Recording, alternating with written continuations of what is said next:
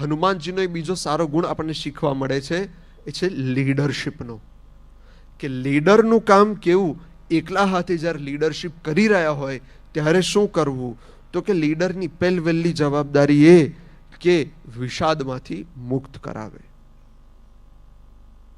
તો લીડરનો શ્લોક પણ કયો છે, તો કે મુક્ત સંગોનહમવાદી ધૃત્યુત્સાહ સમન્વિત સિદ્ધ સિદ્ધ્યોર નિર્વિકાર કરતા સાત્વિક ઉચ્યતે. તો લીડરશિપનો ગુણ હનુમાનજી પાસેથી શીખવા મળે છે. તો આ શ્લોકનો સરળ અર્થ શું થાય? મુક્ત સંગો નહમવાદી, અનબાયસ્ડ. મુક્ત સંગો નહમવાદી, જેનામાં અહંકાર નથી, ભક્તિભાવ છે.